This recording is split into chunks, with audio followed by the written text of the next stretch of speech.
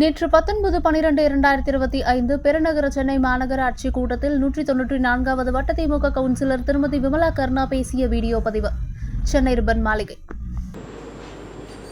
வணக்கத்திற்குரிய மேயர் அவர்களுக்கும், வணக்கத்திற்குரிய துணை மேயர் அவர்களுக்கும், மதிப்பிற்குரிய ஆணையர் அவர்களுக்கும், மதிப்பிற்குரிய ஆளுங்கட்சி தலைவர் அவர்களுக்கும், மதிப்பிற்குரிய மண்டல குழு தலைவர்கள், நிலைக்குழு தலைவர்கள், மாமன்ற உறுப்பினர்கள் மற்றும் பத்திரிகை ஊடகத்துறையை சார்ந்தவர்கள் அனைவருக்கும் என்னுடைய காலை வணக்கங்களை தெரிவித்துக் கொண்டு, மண்டலம் 15 வார்டு 194 அனுமன் காலனி, வையாபுரி குளம், ஷாலிமார் கார்டன் 6வது தெருவில் உள்ள கற்பக விநாயகர் குளம், கங்கையம்மன் கோவில் தெருவில் உள்ள கங்கையம்மன் குளம், இந்த 3 குளங்களுக்கும் சுற்றுச்சுவர் கிடையாது.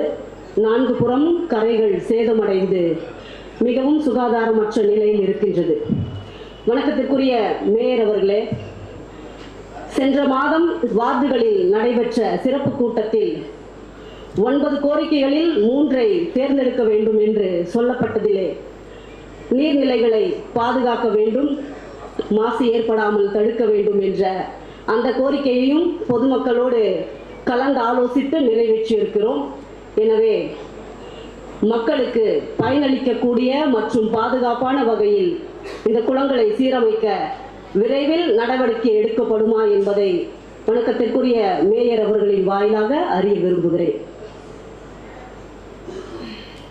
மண்டலம் 14 வார்டு 194 உள்ள வையாபுரி குளம் ரூபாய் 63 லட்சத்திற்கும், ஷாலிமார் கார்டன் 6வது தெருவில் உள்ள குளம் ரூபாய் 64 லட்சத்திற்கும், கங்கையம்மன் குளம் ரூபாய் 78.50 லட்சத்திற்கும் மேம்படுத்தும் பணிகள் மேற்கொள்ள தோராய மதிப்பீடு தயாரிக்கப்பட்டுள்ளது.